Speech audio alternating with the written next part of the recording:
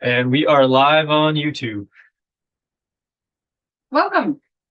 It's Wednesday, April 16th, House Energy and Digital Infrastructure. And it's Weatherization Day. So we are here to talk to about Efficiency Vermont about their weatherization work. I'm Representative Kathleen James from the Bennington 4 District. Richard Bailey from Memorial 2. Tomorrow in Windsor, Bennington. Michael Southworth, Caledonia 2. Christopher Howland, Rutland 4. Dara Torrey, Washington 2. Graham Kleppner, Chittenden 13, Burlington. Laura Civilian, Wyndham 2. Jack Locker, aspiring comedian. Committee attendant. All right, for the record. For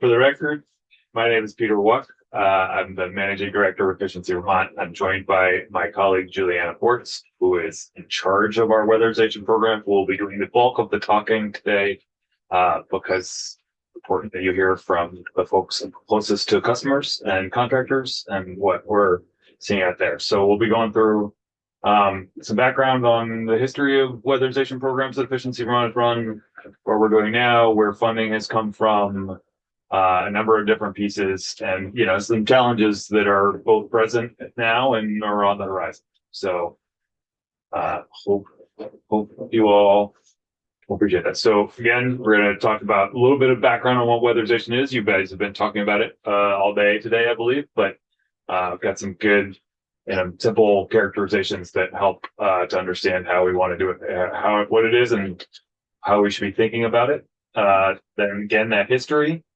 the overview of what we offer, how we support customers and different types of customers, some of the results that we've seen, ongoing customer challenges, and then thinking about that workforce.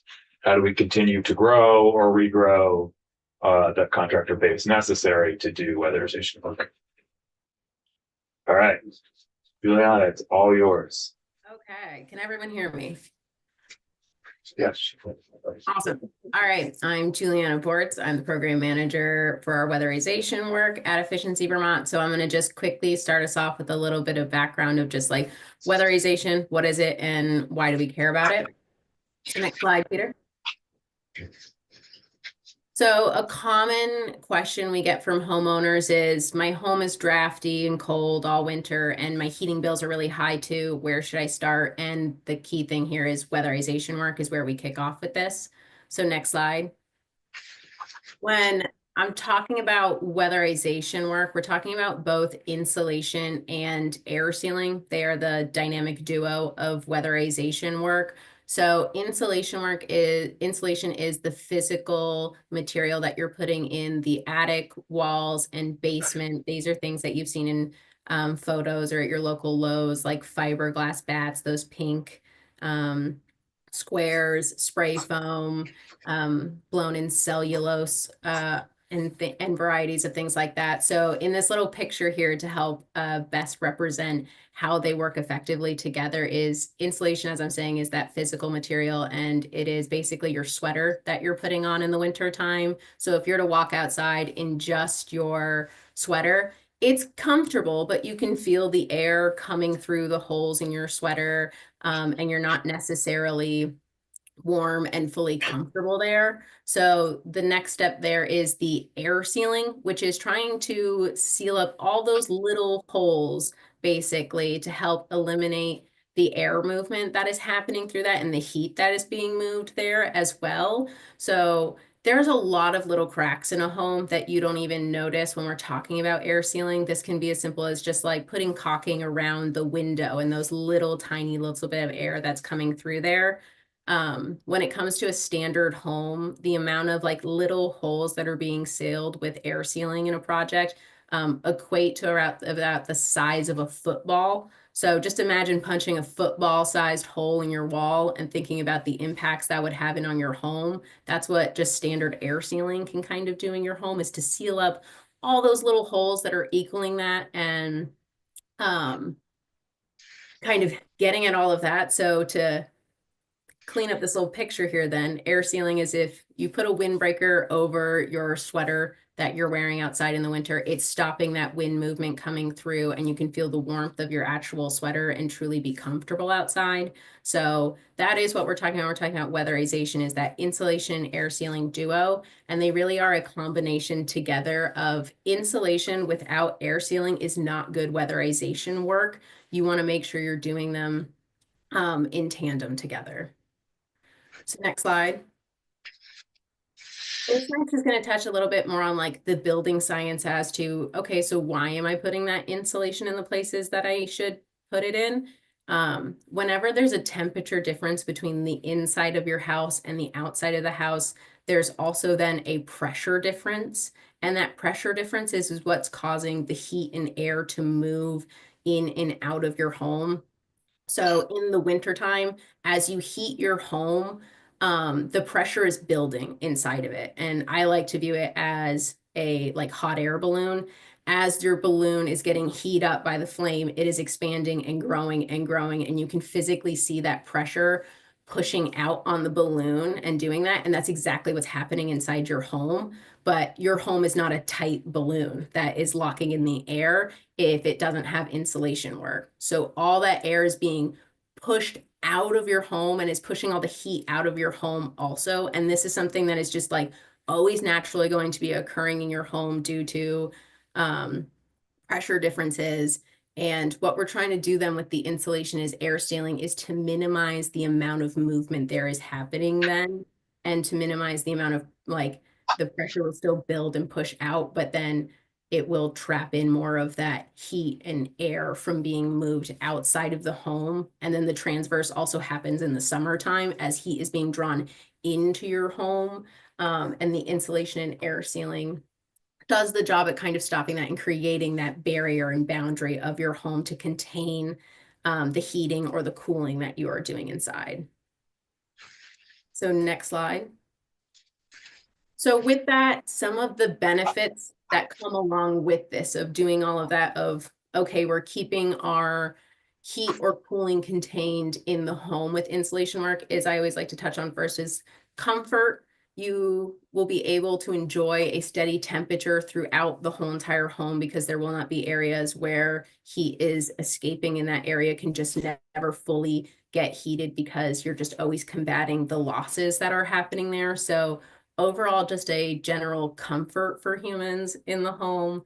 And then next up is just saving money and energy. If you don't have to combat that heat loss, you can use way less fuel in that, which then is saving energy and then saves money on homeowners' utility bills. And the bigger picture is also reducing emissions and having a impact on greenhouse gas emissions. The thermal sector of heating homes is about 31% of Vermont's greenhouse gas emissions. And then about half of that is just fuel use from homes. So about 15% of Vermont's greenhouse gas emissions come from heating homes. So if we can weatherize them and reduce the amount of fuel that needs to be used in them, that reduces the greenhouse gas emissions and can have a serious impact in the state, big picture wise. We have our first question. So I see in the photo it's cellulose, I believe, that's being installed. What about spray foam? Is there an advantage or disadvantage with spray foam, or do you not do spray foam, and why? Yeah, good question. So you can do any type of insulation work and it will all have its own benefits. All have their different pros and cons. Things towards like spray foam is it can act as its own air sealing while it's doing it because it is a foam that's being sprayed over. No air is moving through that. You don't have to do a separate air sealing measure sometimes with that. But it does require you to leave the home for a couple of days because it does have toxic materials in it that are being sprayed that are unsafe for people to be around.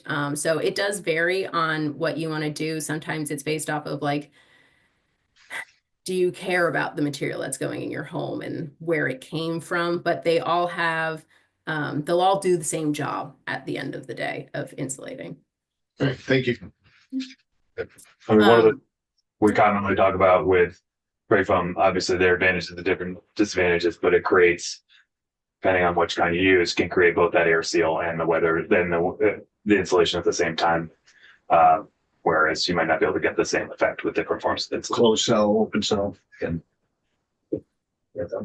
Sorry, I jumped in. Julia, go ahead.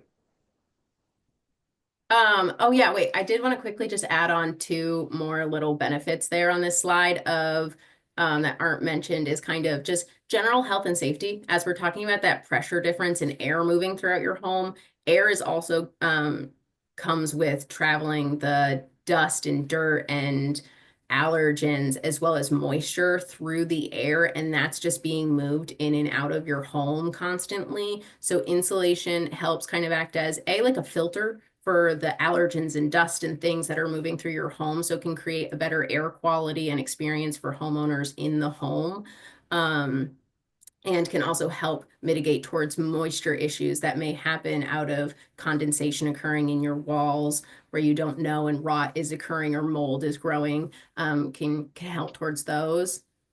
And the last kind of real benefit from weatherization work is also this helps homeowners be on the next step towards electrification work. So there's always the push now for electrification and going towards heat pumps. And the first main step to doing that is truly weatherization work, because you want to ensure that you are not oversizing a heat pump to be able to combat all those heat losses that are coming from the home naturally. So doing that insulation work allows for a smaller heat pump to be installed and be more efficiently run, so it's not having to combat the heat loss that is naturally happening in your home as well. So it does help homeowners get on that right step towards electrification and giving them a better opportunity when they're ready to go towards electrification. And then that in turn also just helps the reducing emissions of then they would be going to electric and getting rid of fossil fuels completely.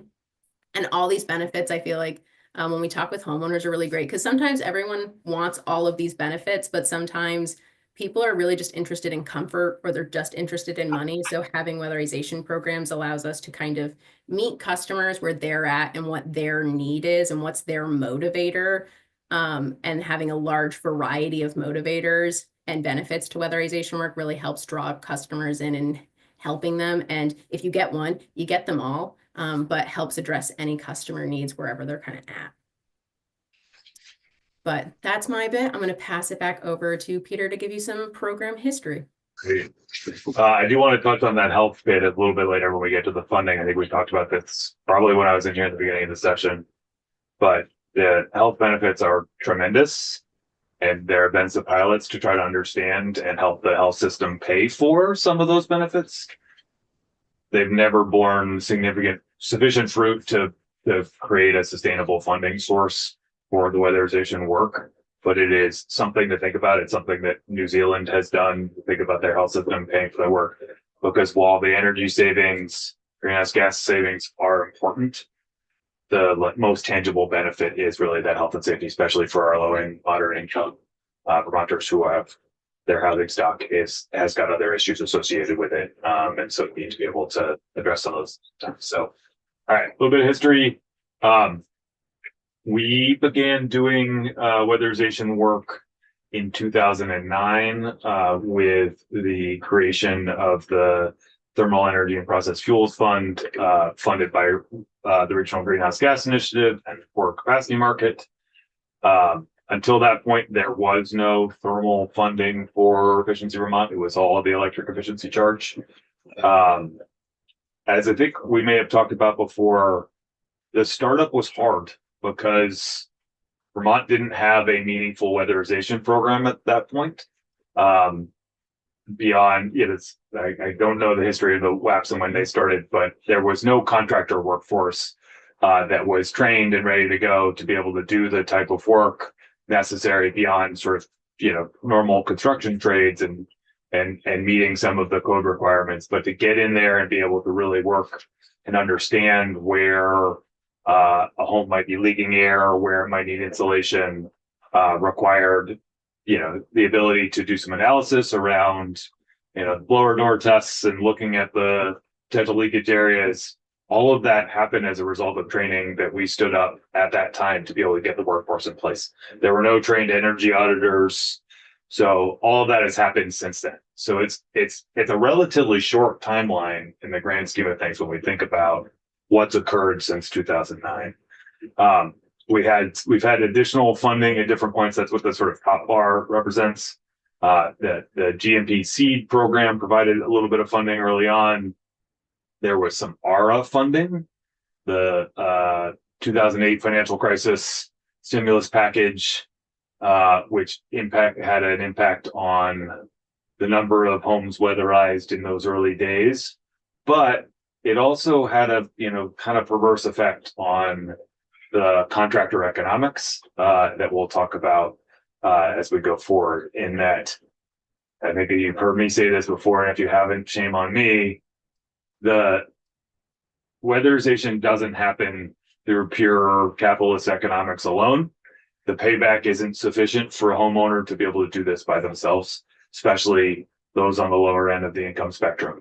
And so if we're hoping, as I think we all want folks to do, to live in more comfortable energy saving homes, incentives are necessary. But if we as a collective state policy actually don't make those sustained investments and we just piecemeal it in one-off investments over time, the businesses who are doing the work, who are supporting the Vermonters through weatherization, are not able to make consistent investments in their workforce, in their technology, in their equipment to be able to do that work effectively, because they don't know whether the money is going to dry up tomorrow. And we're starting to see that with some of the federal dollars and some of the concerns there. So I would be remiss not to sorry. Back to Juliana to talk a little bit more about sorry, I didn't really go to the forestry. On the right side of the slide, you've seen significant action in recent years, most notably 2 tranches of ARPA funding. One of them ultimately turned into a state grant as the state used some of the revenue replacement dollars to fund the later weatherization work. We started offering moderate income incentives starting in 2019, and then started offering both low and moderate income starting in 2024. I do, as a reminder for everybody, Efficiency Vermont is charged with getting the most cost-effective energy savings out there. We also have add-on things like low-income requirements to make sure that we're helping everybody in the state. But the most cost-effective ones are often not those low or moderate income populations. They are the larger houses where we can get a massive bang for our buck in one weatherization project. So just keep that in mind.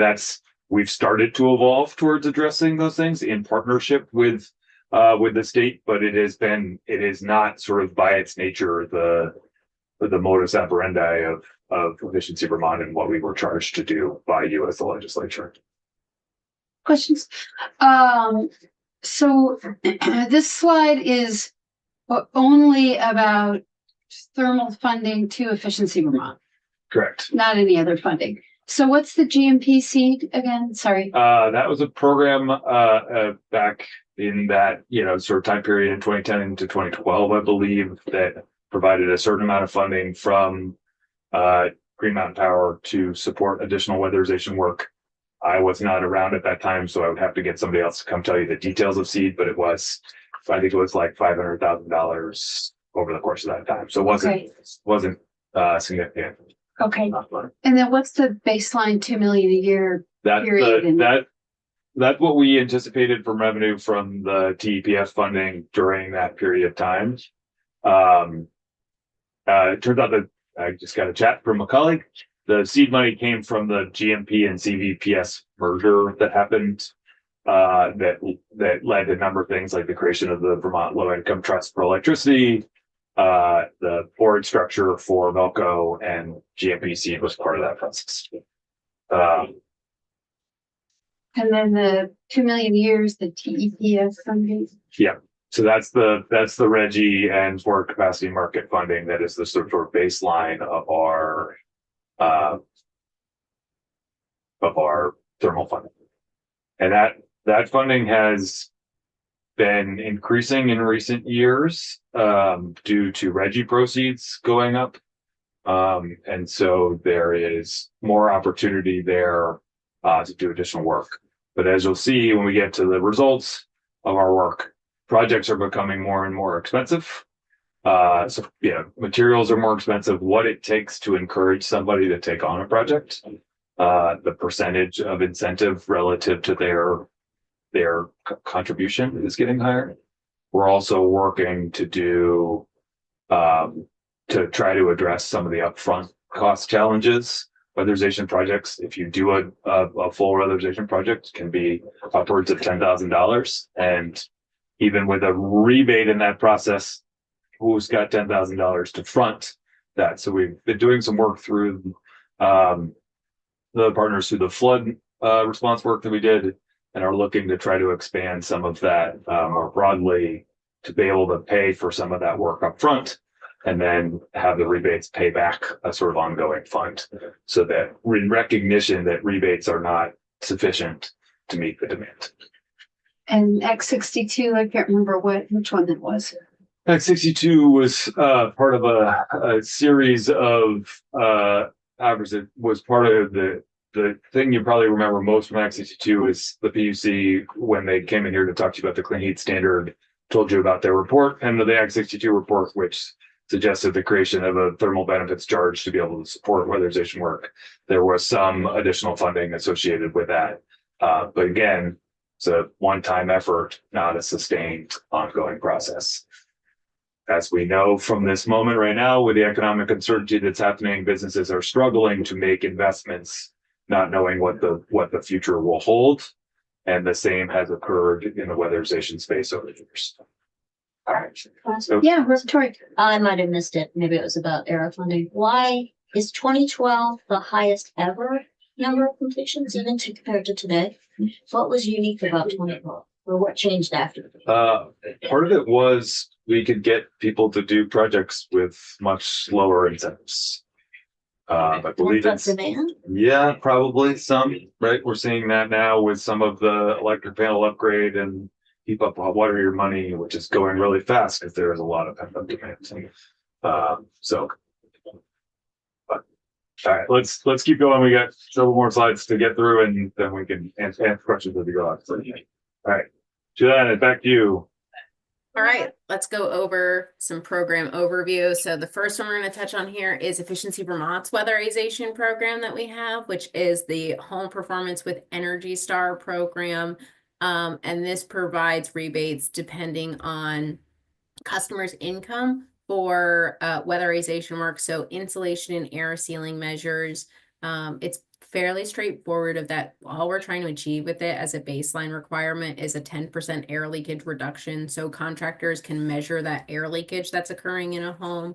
And we're just trying to reduce that by 10% as our baseline. And that can be done through a variety of measures in the home between insulation and air sealing. So it could be in your basement insulation, wall insulation, attic insulation, whatever is best served for the home in that situation. And this is all done by contractors that are a part of our Efficiency Excellence Network.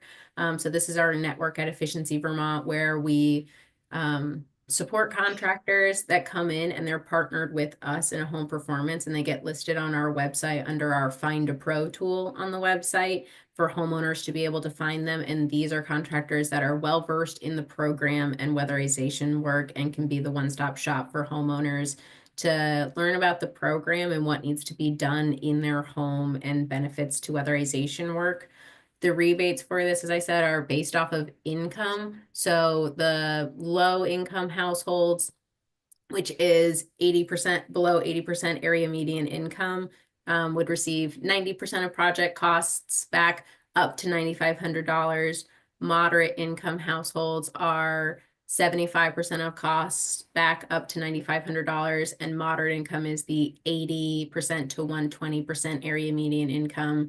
And then anything greater than that is 75% of costs back up to $4,000. So another thing to mention in this program is it is a rebate model. So customers are responsible for fronting the cost of the work, and then they will receive a rebate after the work is completed based off of these rates here.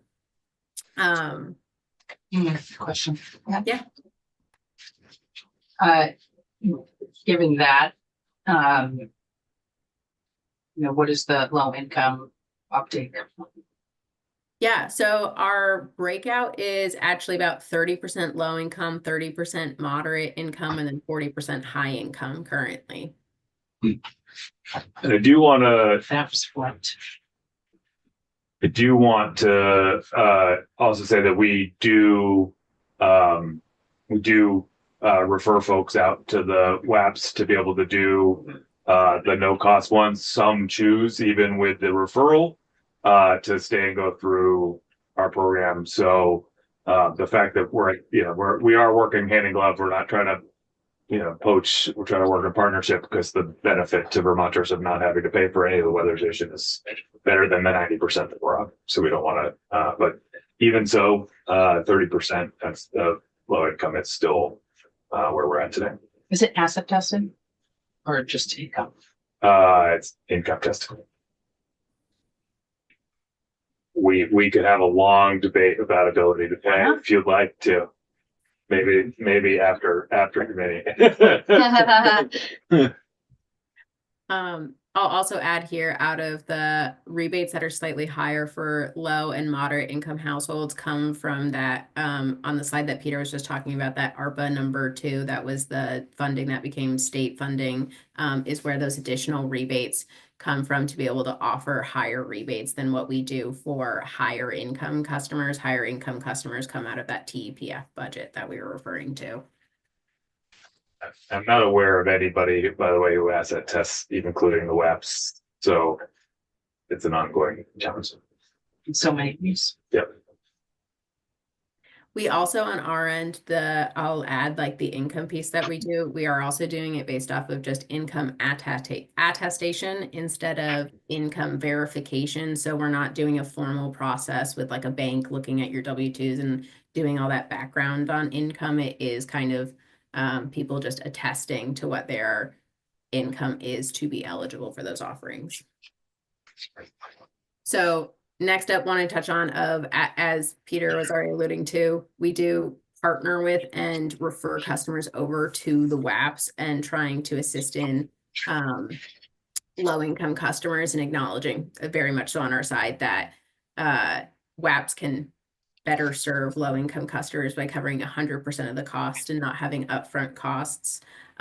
So we try our best in referring over there and trying to work together to also, if there's situations where it's better referred over to home performance due to wait times or anything like that, we do work very well together in trying to co-promote each other and giving homeowners all the variety of options that they do have for weatherization work and giving them the option to choose what's best suited for them. And then within the WAPs, there's also kind of the 6th WAP, which is 3 thermal, that covers small multi-units. And we've had a very long-standing partnership with 3 thermal over the years to incentivize a little further on top of the funding that OEO can provide there to provide deeper weatherization work and deeper shell work in preparation for electrification in those homes. Next slide. Okay, so next, outside of just the program that we have, there is also just other things that we do to support customers in this world. And the first is virtual home energy visits with Efficiency Vermont. So this is a free 90-minute virtual tour with an Efficiency Vermont energy consultant. So homeowners can set this up and schedule it at their own time. And this is a one-on-one conversation for 90 minutes where it is tailored to them and whatever they want to talk about. We don't want to make it cookie cutter and they have to do certain things or talk about certain things. It covers everything energy efficiency. So it kind of covers weatherization work, but they can also talk about heat pumps, solar, and other things that they're interested in learning about for their home. So the engineering consultant there that's talking to them is listening to their concerns, seeing if there's other areas that they may not be understanding, or kind of putting the pieces together. If someone says, it's really cold in this room, and they may not even understand that weatherization is one of the answers for that, and trying to help provide education, but listening to their concerns, talking through them, finding solutions, and helping them understand what are the programs and rebates that are available for them, what are other resources that are available to them, and trying to help them on their pathway and helping show them here are the next steps that you can complete to help towards your goals that you have and things that you're looking for in your home. These are super nice, and I work hand in hand with the energy consultants that do these, and they are a fantastic resource that I even go to for my own home on questions. Next slide. Next up, so this is our big program that we launched last year. So this was brand new. On October 1st was our home repair for weatherization program. And this offered up to 100% of costs up to $15,000 per household for home repairs that were deemed necessary to move forward with weatherization work. So this was created out of just some research that showed that Vermont homes were in conditions that really needed repairs before anything could be done to them. About 25% of homes in Vermont are nearing the 100+ years or older. So that comes with just its own slew of weird things of how was it built, what's the construction of it, and has a lot of things there. And about 50% of the homes in Vermont were built in a time where vermiculite could have been used as the insulation work. And vermiculite is an insulation that normally was going in attics and walls that was found to contain asbestos at one point based off of the mine where it was mined from. And that is then toxic. You can't touch it. You can't move it. And you need to set that aside. So there's a lot of homes in Vermont that could have potentially had vermiculite installed in them. So this is where this program kind of came from and covers a very large variety of measures coming from roof repairs, plumbing, foundation, that asbestos and vermiculite remediation.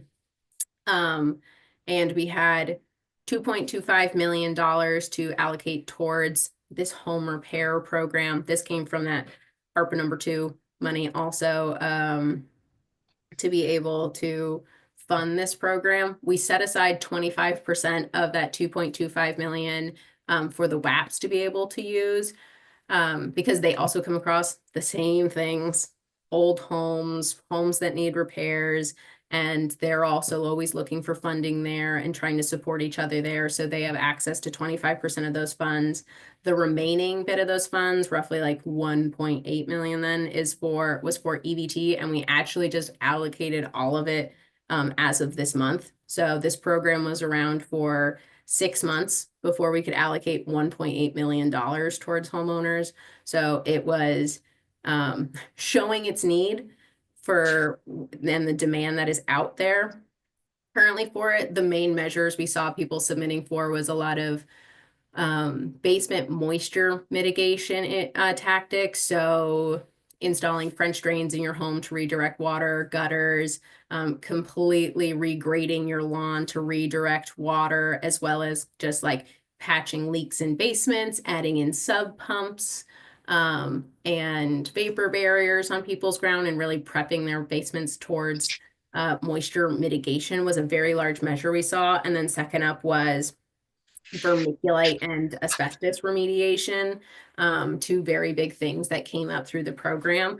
But we saw this go very fast, and happy to announce that it helped serve about just shy of 200 people. So that's 200 homeowners that are able to then weatherize their homes after these repairs are made and actually being able to move forward with that weatherization work. And truly just shows the serious demand and need for this. And we also only offered this to low and moderate income households initially through this. But this was a serious help towards homeowners and clearly shows the real need for repairs in Vermont homes. Next slide. A whole lot of Julian, I'm just saying, I just want to anchor here for a moment. There is unmet need in Vermont housing stock to be able to do any sort of energy improvement project. This is the tip of the iceberg of the challenges that are out there. These are people that understood that we had a program available And for 6 months called us up and got pre-approved so that they knew that the money was going to be available when they finished and got that work done. Very similar to what happened when A&R announced the septic system replacement program. Thought there might be a couple hundred of folks with failing septic systems out there. I think they had 3,000 or 4,000 the last time I checked. This is a huge barrier to weatherization, and it is challenging. I use that term intentionally, challenging for us to fund it through traditional regulated funding because of the expectation that that funding will drive sufficient energy savings. These projects don't by themselves drive energy savings. The follow-on weatherization work does, but it makes the overall cost of each individual weatherization project higher. I would say more realistic, but it makes them higher.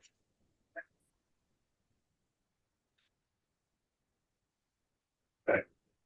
Sorry. Thanks, Peter. Okay, next up is other ways for homeowner help here is that whole, as we're talking like how are people actually paying for these jobs and the expense of fronting that cost and things like that, of having financing offers available to homeowners. So the first one is Efficiency Vermont's home energy loan, and this is our loan program that we do in partnership with East Rise and Cornerstone to offer 0% to low interest rate financing opportunities. So and it ranges from 5-year loans, 10 to 15-year loans, and the interest rates are from 0% to the highest is 6.99. They're very good rates given today's market currently. So we're helping buy down those interest costs so homeowners can have low cost loans. I'm always baffled by 0% loans still being around, and I just am always so happy to be able to offer that to customers. So if you're low to moderate income and having a 5-year loan or less, it's 0% through this offering, and customers can finance up to $25,000 through this. And this is a very standard loan. So we are working with lenders that are doing underwriting. Customers have to do full income verification with them, go through the whole underwriting process, and still be eligible for a loan and do debt to income ratio and all of that like a standard loan anyone would be getting. But Efficiency Vermont is buying down those rates to allow them to be able to access it at lower rates. And the measures that are covered underneath this span more than just weatherization work. It's a lot of energy efficiency related measures. So it covers weatherization, that home repair program I was just mentioning, heat pumps, heat pump water heaters, ground source heat pumps, pellet stoves, Energy Star appliances. And I may be leaving out something that I can't think about the top of my head, but trying to cover a variety of measures that people can finance up to that $25,000, which we recently increased this year. And we're already seeing people maxing out that $25,000 now that we've increased from 20 last year. The second offering is the Weatherization Repayment Assistance Program, or WRAP. This was created by VHFA and Efficiency Vermont, VGS, and BED implement it. So WRAP is on-bill financing, and this is homeowners paying for the cost of the work on their utility bill.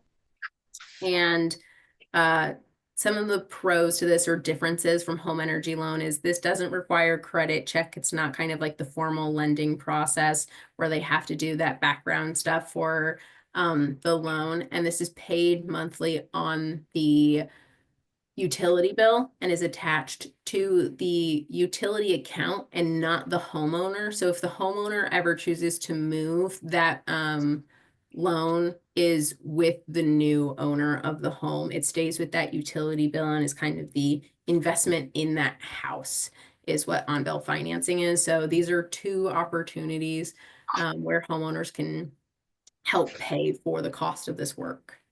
Rep. Southworth? There any kind of disclosures that they're required to make if they sell that house so that the new owner isn't surprised by a utility bill that comes in with that extra payment on it? Don't know off the top of my head, but I can find out. I'm That- assuming yes, but There are a fair number, I don't know the answer to that question specifically, but there are a fair number of things that exist in that way altogether, like folks who rent hot water heaters from utilities and things like that that convey. There are, let me get back to you on the disclosure piece, Yeah. but it's not a new concept. It's new in that these aren't specific measures provided by the utilities. They're benefits to the homeowner beyond the utility bill that is then being paid back for something those. And it's got to note that disclosures are required. So, okay. Sorry? Disclosures required. Did you say, Juliana, that it's just BED and Vermont Gas? for RAP purposes, yeah, so the Do you have to be in those territories to participate? no, so it is limited that it's not statewide in every utility off the top of my head, but it is so if you're served by VGS will take you through the RAP program. If you're served by BED, they'll take you through the RAP program. And then if you're served by other utilities outside of that, EBT takes you through it. It is limited in what utilities are participating that I don't know off the top of my head, but I can find out. Because it is administrative burden on that utility, right, to collect those funds and to remit them accordingly. So, I'd be curious to know more about that too. Did that require legislative, yes, is that it something was to be the authorized? pilot that you all started 3 or 4 years ago. I believe. Okay, yeah, because I remembered it being a pilot. So I'd be curious to know about uptake. Yeah, who's using it? I would be How happy. many people are taking advantage of it? I think it would be great to have, us and VGS and BD, but most importantly, the HFA, who's really the backbone of the program, come in and talk to you all about it if you'd be interested. Yeah. The uptake has not been as strong as we might like to see as a concept. The ability to keep that work with the home, right, so that it's necessary work that upgrades the quality of the home and it stays with the home is a good concept. Managing those details has been more complicated than we'd like, I think, and so it would be good to think about that. But as a tool, it's a good one. Mm-hmm. Who could we get it? You said so you'd want to. Laura Collins and Mia Watson from VHFA would be great to have in. They testified at the Rural Caucus on this, right? This came up when they were there. I think they were saying that there was reluctance to take on any form of debt, even if it was, just. But it would be nice to get expanded Yeah, explanation. I mean, we heard that even with the home energy loan and 0% financing, if you only are covering the final 10%, then that even can be more than folks have to bear. So it's maybe not so much about the tool so much as the capacity to take on a monthly payment.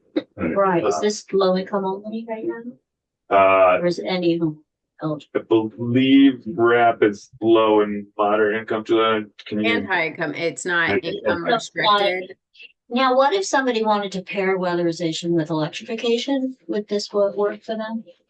Yes, for RAP, you can finance weatherization work, and heat pumps and advanced wood heating systems are the eligible measures under RAP. And I'll also add one of the benefits of RAP is what the finance amount that they're actually going to finance is the total project cost minus all of the rebates that they would receive for those measures that they're installing. And that's the amount that they're financing on their monthly payment. It's not the total cost of all the work before the rebates. I also looked it up, and the utilities the other ones are GMP, Ludlow Electric, and Vermont Electric Co-op. So between GMP and Vermont Electric Co-op, that covers a very large variety of the state. Okay. All right, let's talk through some of the results. Talked about this a little bit. As you can see, 2012 was a big year, in part that I don't know how well you all can see that from back here, but there are different colors in these bar charts. The darkest shade of blue, which is what you see 2019 and prior, where we were not tracking income, that those represent all income spectrums. As you move into 2020 and beyond, broken down by market rate customers, which are those who don't qualify for income eligible incentives, moderate income in the light blue, and then low income in the kind of more electric blue. And then the green is our partnership with 3 Thermal, which is an incredible program to help do multifamily housing. And so the big spike you see in 2012 is in part due to that ARA funding and additional work that we did with 3 on that piece. So Peter, can we take a break for a minute? Sorry. We're still on Zoom. Zoom, are we still on Zoom? Yeah, we're fine. We're on YouTube. You sure? I can double check. Okay, because Connor said, sorry, they're having an IT glitch, and Connor just wrote and said, Yeah, I saw that. please take a break, but I don't know whether that means that everybody takes a break. We're still showing up on YouTube. Everything seems to be running good for my end. we have a colleague watching the stream, so you're definitely still up. Okay, okay, on we go. If anybody has any reason to believe we're not live streaming, please interrupt. Okay. Question. Yeah. Yes. Mhm. 2012. Yes. All right.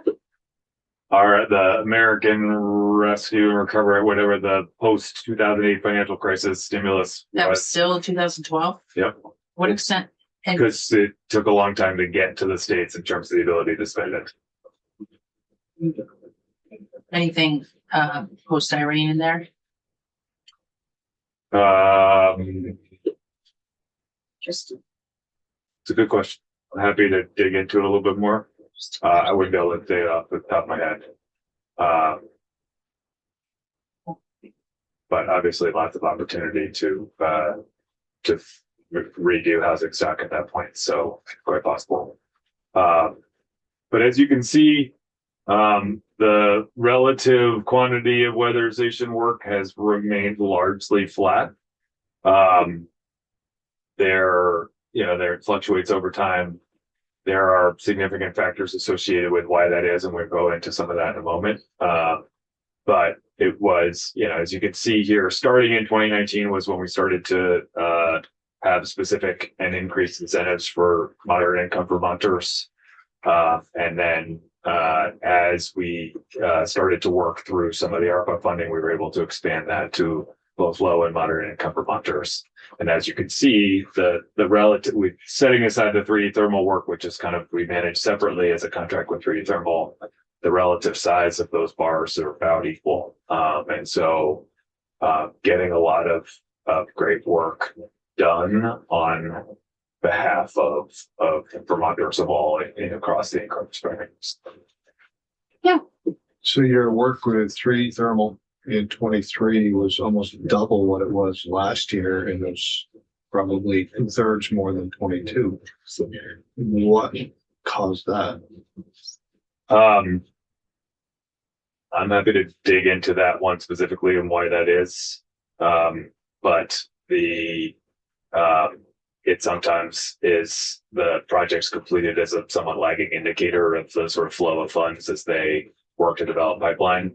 But let me get back to you on specifically why 2023 was such a banner year for 3D thermal. Whether there was extra funding or if there was some other, I guess, incentive or, yeah. not Thank you. multifamily, is that right? Yes. 5+ units. This data doesn't include the WAPs, right? This is just. Yeah. So this is just the work that we do in partnership. The WAPs or OEO does provide some funding to 3D thermal as well. And so we need to make sure we weren't double counting, but we provide the majority of that funding to their work. And so I think part of what you are seeing in 2020, the real issue there is 2022 and not 2023. Just the COVID related dip. Okay. And so lots going on there for sure. But and then as we got into some of the ARPA funding, we were directing more and more through that as well. So that's kind of a combination of factors. So quick discussion of of the challenges. We've talked about some of these in depth. Home repairs are huge, right? The ability to smartly get into a weatherization project. When you've been able to address moisture content, whether that be a foundation or basement issues, a leaky roof, vermiculite and other things that stand in the way. All of those have tremendous benefits to Vermonters, right? Because those are projects that are making their homes healthier, making their homes work more because they're fixing a lot of the underlying issues. And then ultimately we're getting to weatherization, which is making them more comfortable, healthier, and helping them save money. But when you designate $2.25 million and in 6 months it's gone, that's a pretty clear indication that there is more demand out there. So that remains huge. The upfront cost of a weatherization project is large. We talk a lot about the value of weatherization, and it is incredibly valuable to homeowners and to their comfort, safety, health, all those things. It is almost exclusively paid for by the energy system. As Juliana explained, the benefits do not just accrue to the energy system, right? One of the cool pilots that was down at Rutland Regional Medical Center, where weatherization was prescribed for those people with, chronic breathing issues, COPD, and other things, because of the impact that it would have on their return rates to the hospital. And it proved to be cost effective as a model, but it's hard to figure out how to integrate that as a whole and work that to the system. There's been some discussion about making it an eligible expense under Medicaid. So the same sort of thing could happen.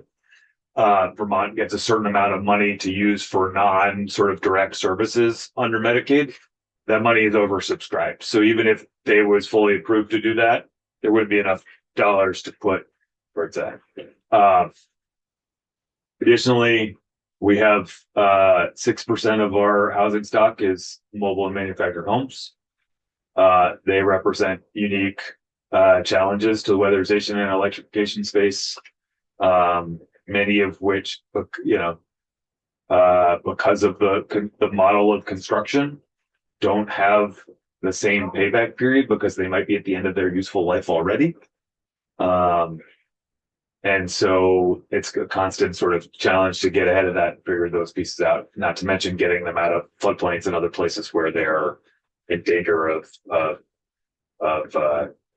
increased risk due to flooding and other natural disasters that we've seen more of.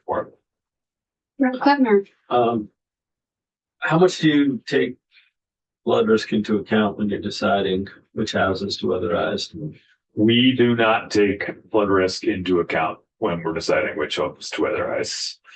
Obviously, that is something, we are responding to customer demand if they are looking to rebuild their homes.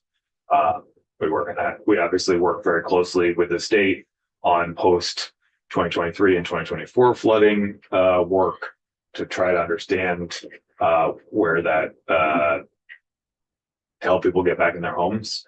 For those folks who were either substantially damaged or destroyed, largely weren't looking to rebuild. So it's sort of, there's a check before that, but the FEMA process is very slow and the buyout process is very slow, which is why we launched the flood programming as quickly as we did in the fall of 2023 to be able to try to get people back in their homes, to be warmer in their homes that they were occupying, where there was 4 feet below of insulation missing and none of their heating equipment was there because it was all damaged during the flood.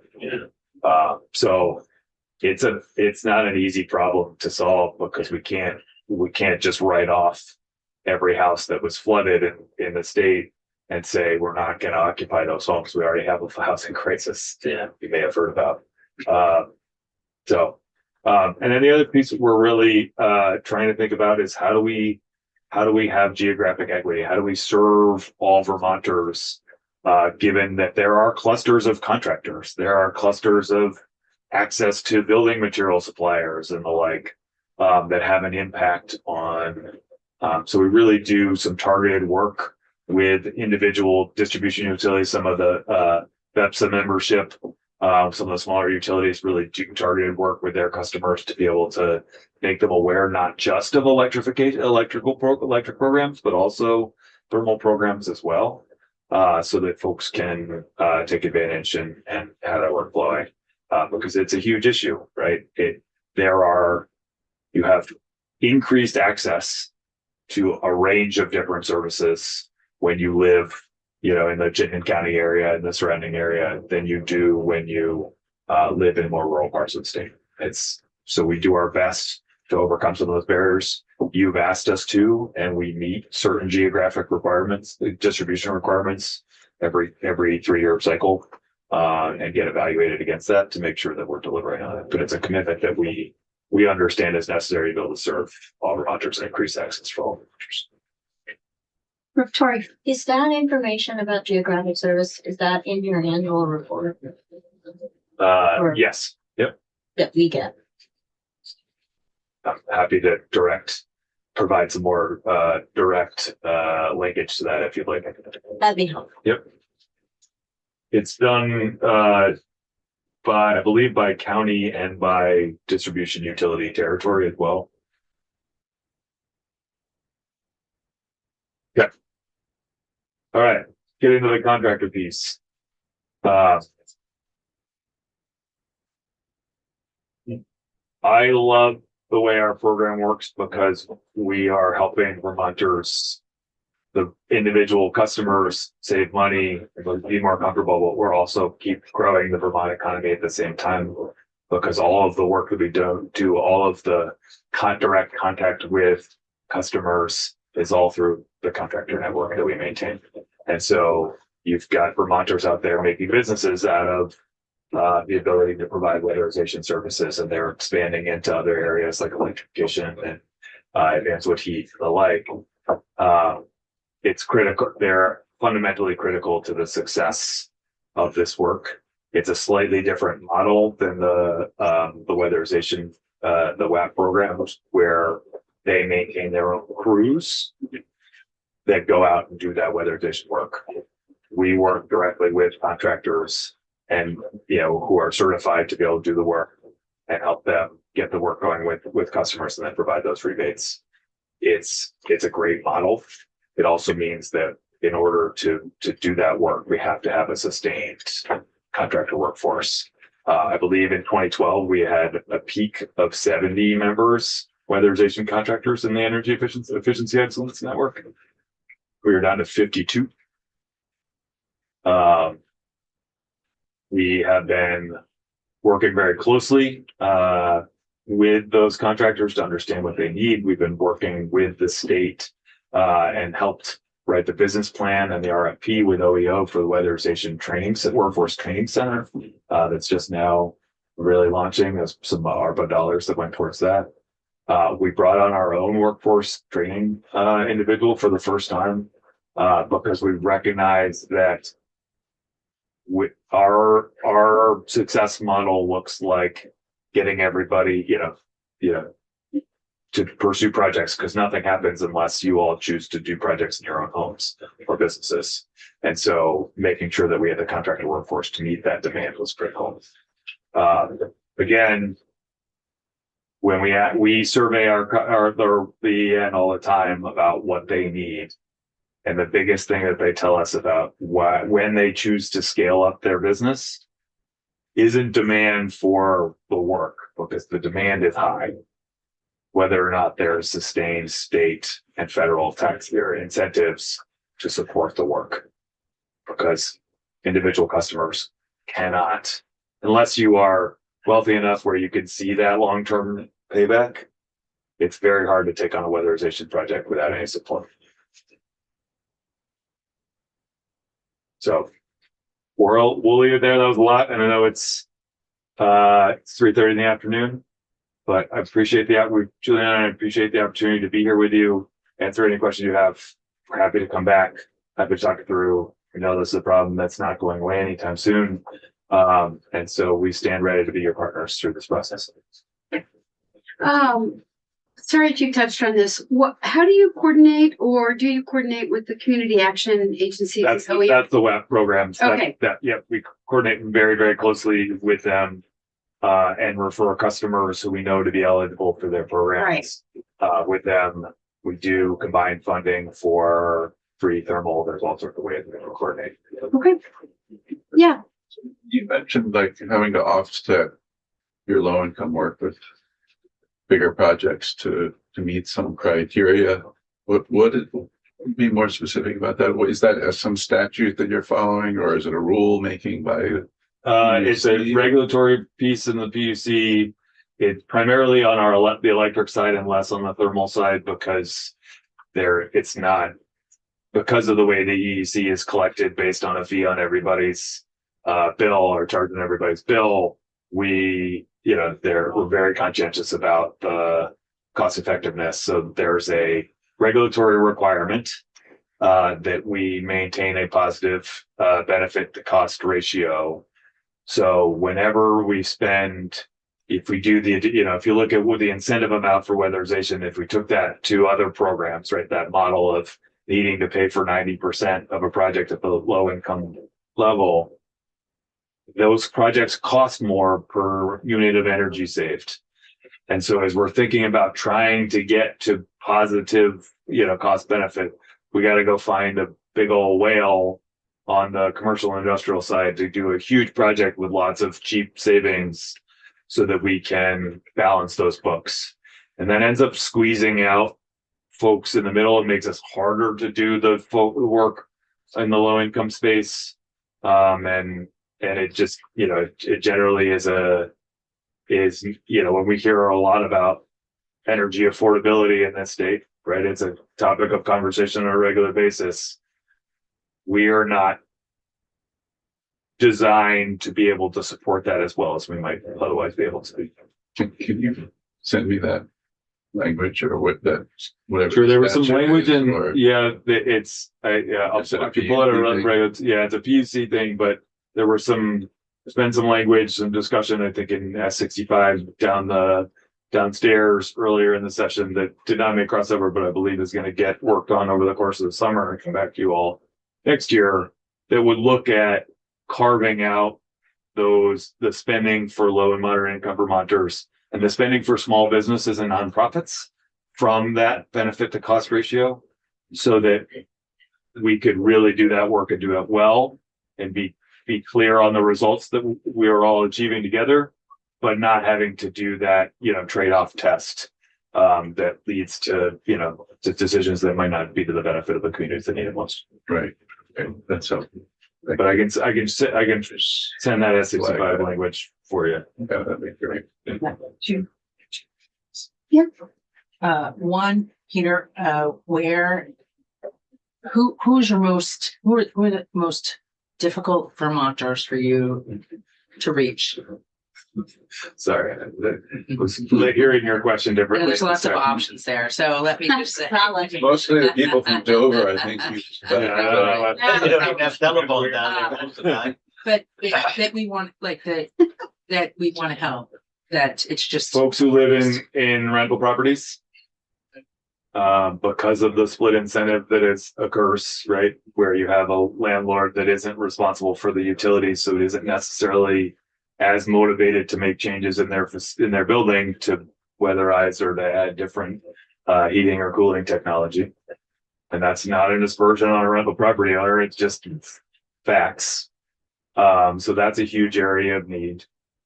And I would say that the mobile homes and manufactured home is a huge area of challenge for folks just trying to figure out what really how you get value and not put more burden on a homeowner where their asset may not have any value in the near term. I think the final piece that I mentioned is just the rural nature of our state, and rural areas are the hardest to provide those services to because of contractor outreach because of, we do really intensive marketing across the state to try to reach into different corners, but there's different access points for folks who live in different parts of the state. Yeah, and that's really one of the benefits to me of something we're looking at, something like a clean heat, which touches every single person who is eating through there. Every single delivery person is engaged in that work, and so it just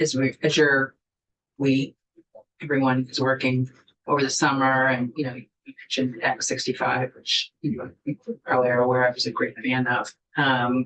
Thinking about how we can not just be loading up on the electric charge there. Like, I hope there's a sense of how we can get really creative here. So I'm not excited about solely loading up just on the electric charge to work on this. So yeah. Well, so then let's not do it. Like, let's figure out how to, move forward with as many partners as possible. It's interesting. The more we're, Juliana and I were talking about this the other day, there's more and more of our weatherization work that is being paid for on the electric side because folks have put heat pumps in before they weatherized. So now we pay for that work through the electric side of our funding because that's what we're offsetting. So I asked a question this morning, actually, of one of the, I can't remember which one it was, about what percentage they were finding of the homes that they were weatherizing had already installed heat pumps. You said it was around 10%. Is that ring true for you as well?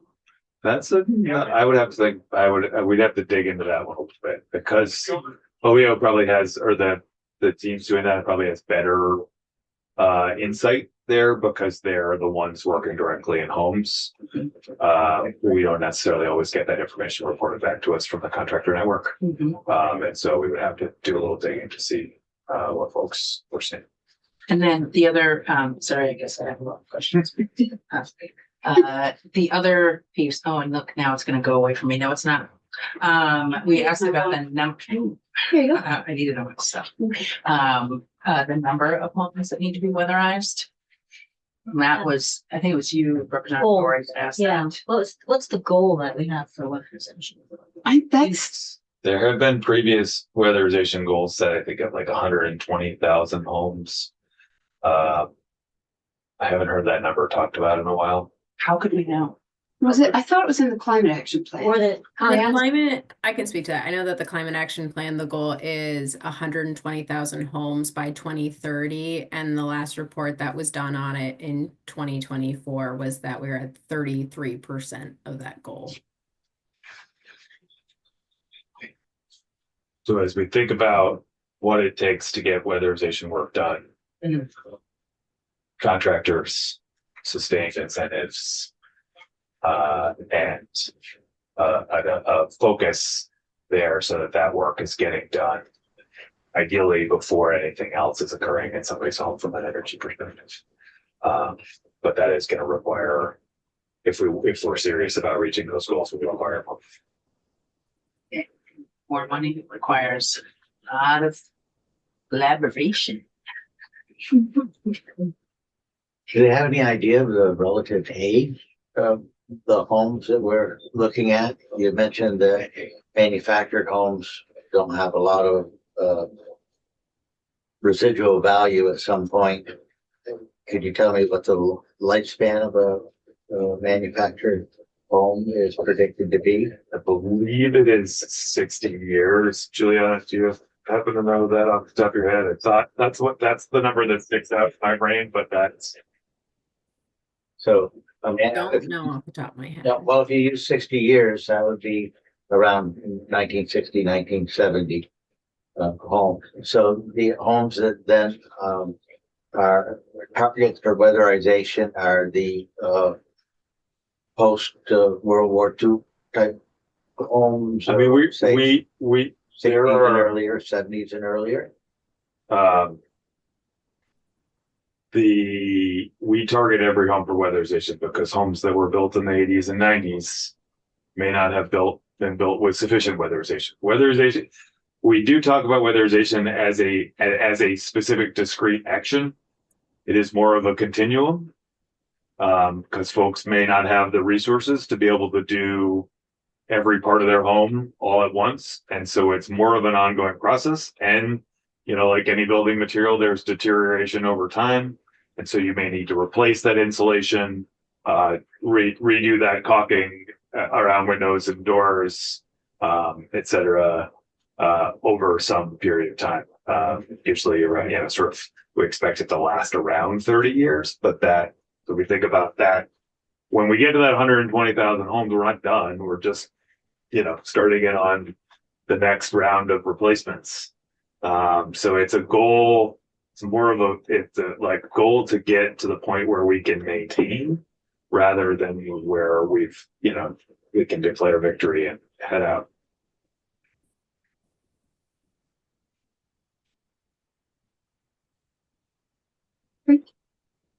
All right. Thanks for joining us. We can go offline.